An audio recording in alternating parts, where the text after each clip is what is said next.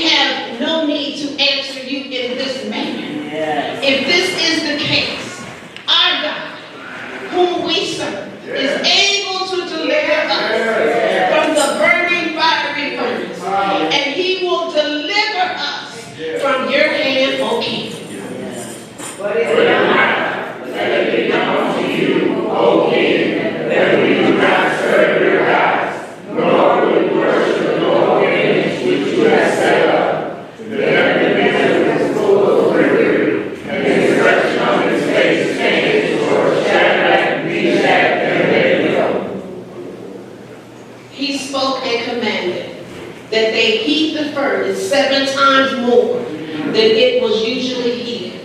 And he commanded certain mighty men of valor who were in his army to bind Shadrach, Meshach, and Abednego and cast them into the burning fiery furnace. Then these men were bound in their clothes, their trousers, their turbans, and other garments, and were cast into the midst of the burning fiery furnace. Therefore, because the king's command was urgent, and the furnace exceedingly hot, the flame of the fire killed those men who took up Shadrach, Meshach, and Abednego. And these 3 men, Shadrach, Meshach, and Abednego, fell down bound into the midst of the burning fiery furnace. All The king of Nebuchadnezzar was astonished, and he rolled his hands for gold, saying to his counselors, Did we not cast 3 men bound into the midst of the fire? Look, and he answered, I see 4 angels walking in the midst of the fire, and they are not hurt, and they fall over the doors like the Son of God.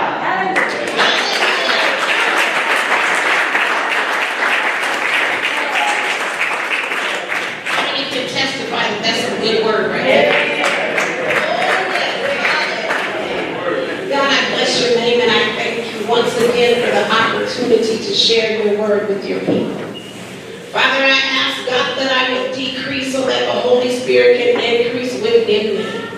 That I would deliver the word of the Lord the way that you gave it to me. And Father, I praise and thank you, Lord God, that yokes will be broken, bonds will be loosed, Father.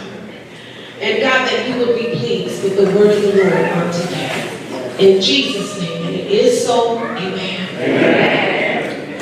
Amen. So I want to talk about this 4th man in the fire. And see, some of us know about this 4th man because we've experienced him. Because we've been in some fiery furnaces before in our life. Hallelujah. And the 4th man showed up on our behalf. Amen. Maybe there's somebody here today that don't know about this 4th man. Hallelujah. But I'm here to tell you about him today. Hallelujah. Hallelujah. So just to give some backstory. So King Nebuchadnezzar, he commanded all the people under his rule to worship this golden image. And when the king had presented this to the nations that was under his rule, they obeyed his command and worshiped this image. The image was of gold reflect, an enormous statue in King Nebuchadnezzar's dream, except it was made entirely of gold. The king's statue, it stood 60 cubits, which is 90 feet, and 6 cubits wide, which is 9 feet. So as we continue to read this, I want to go a little bit to the scriptures ahead. And I'm going to go to the 5th and the 6th scripture, same chapter. As soon as you hear the sound of the horn, flute, harp, pipe, and all kinds of music, you must fall down and worship the image of gold that King Nebuchadnezzar has set up. Whomever does not fall down and worship will immediately be thrown into a blazing furnace. So you just walking down the street, minding your business, and all of a sudden you hear all this music. And at that particular time, this king wants you to stop what you're doing and drop to your knees and begin to worship this statue. Amen? Amen. But there was some Jews there, 3 Hebrew boys by the name of Shadrach, Meshach, and Abednego. Yes. And they said to the king that even if you threaten a horrible death and throw us in the furnace, we are not going to bow down. We are not going to worship this golden image. And so someone in verse 12, they didn't say their name, but someone in verse 12 said, but there are some Jews whom you have set up over the affairs of the province of Babylon. And their names is Shadrach, Meshach, and Abednego, who pay you no attention to what you have asked them to do. They said they will not serve. They will not worship this golden image. They let the king know that they will not bow down. But what they said was the only God that we will bow down to is the God. Amen. The only God. That's the only one that I will worship. I'm talking about the God of Abraham and Isaac and Jacob. Talking about the God, hallelujah, that created everything. We are not going to bow down to this statue. So Nebuchadnezzar, the king, got furious. And he said, if you're not going to bow down, then I'm throwing you into the furnace. And matter of fact, I'm going to turn it up 7 notches. Amen? Because it's going to be very hot when you get in there. Well, what they said. Hallelujah. They said that we are not going to bow down. If you got to throw us in the furnace, then you throw us in the furnace. And how many can say today that I've gone through the furnace? I've been in that furnace so many times, I don't even know what to do. And you might say, what are you talking about, Reverend Joan? What furnace? I'm talking about sometimes we're in the furnace of addiction. And we just don't know how to get out. Sometimes we're in the furnace of personal struggle.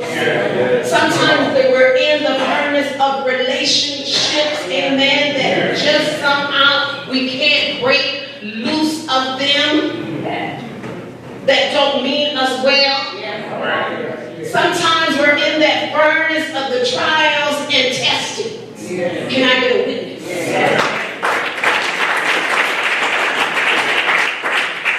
In this day and time, we find that our faith is being tested. And so, there's others too that you're going through that might not be on my list today. But I want you to know that when you go through life's fiery furnace, that you are not by yourself.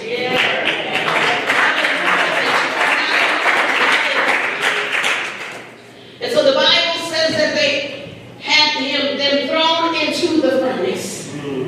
And as they were in the furnace, hallelujah, they didn't hear no crying. They didn't hear no wailing. They didn't hear any of that.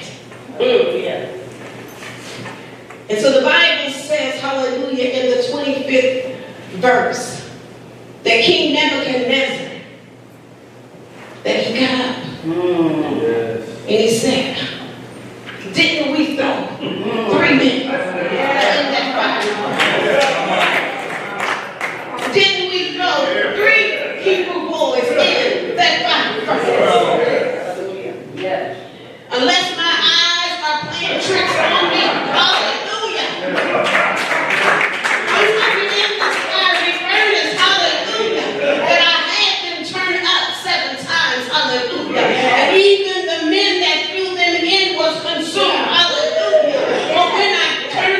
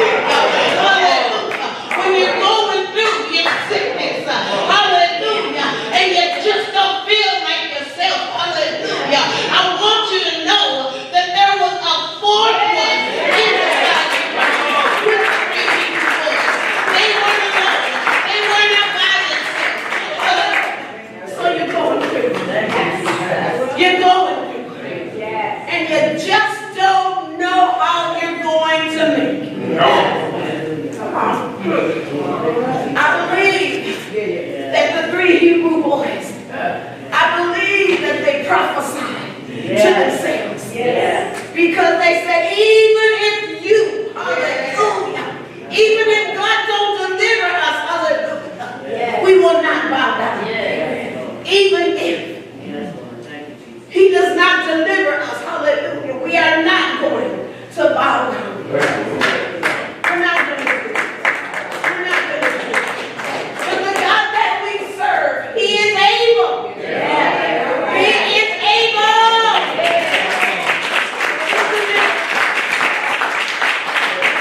Can you prophesy that to yourself today? In the midst of all that you're going through, can you tell yourself that God will deliver you?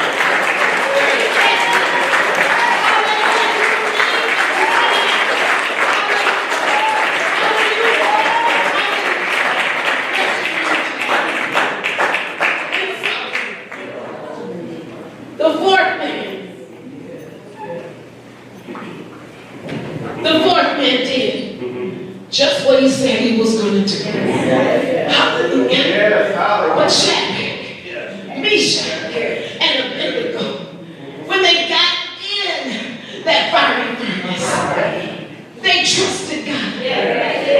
And see, that's what we got to do, saints of God. We got to trust that the God that we serve is going to come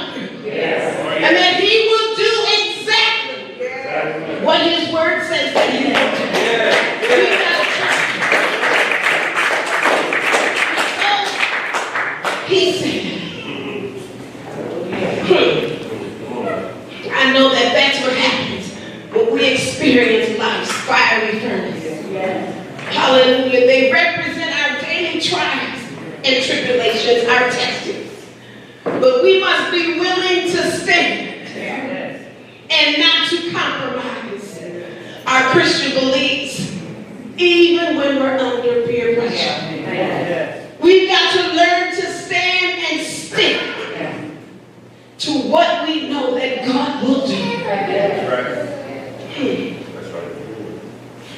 Yeah.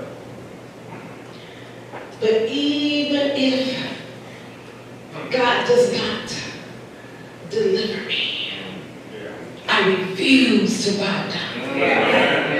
I refuse to give in. I refuse to compromise my Christian beliefs. So we are going through those fiery furnaces. And I just want to leave you today. I'm almost done. But I want to leave you with a few nuggets today. Hallelujah. Hallelujah. So I want to talk about some key principles to facing life's fiery furnace. And then I want to talk about some people in the Bible that God delivered, just some examples for him.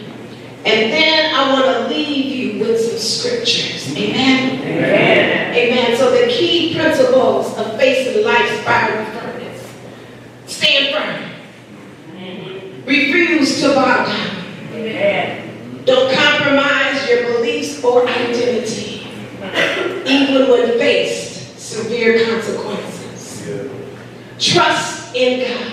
That's the big thing, saints of God. We've got to trust in him. We can't just be going through this and coming to church on Sundays, knowing that you're going to leave here and have to face some trials and some testing. And you're going to have something in here that you can stand in God's word and be able to quote God's word and trust him. Recognize the fourth man. Can you just tell somebody, recognize the fourth man? Recognize the fourth man. Know that you're not alone. No matter what it is that you go through. Amen. Amen. Build your faith. Build your faith. Amen. So when we talk about it's important to have a prayer life, it's important to attend Bible study and Sunday school and to get into the word of the Lord for yourself. Amen. That's so you can know the word. Amen. Amen. That's so that you can use the word. Amen. And that's so, hallelujah, that the word can fight for you. Amen. Amen. Amen. Bless God. Hallelujah. Thank you, Jesus. Hallelujah. A few people in the Bible who found the fourth man in their circumstances. The woman at the well, the Samaritan woman. Hallelujah. She experienced social isolation and moral shame. But when Jesus came and visited her, hallelujah, at the well, hallelujah, and told her all things, hallelujah, hallelujah, she, hallelujah, found herself being renewed by the fourth man. Amen. Yeah. Hallelujah. I want to talk about blind Bartimaeus. The Bible says that he was a blind beggar who despite his circumstances, he shouted to Jesus to come and see about him. And see, he didn't know that he was going to receive the sight. He thought he was going to receive maybe some money. Hallelujah. But how many know that the fourth man is going to give you what you need, not what you want?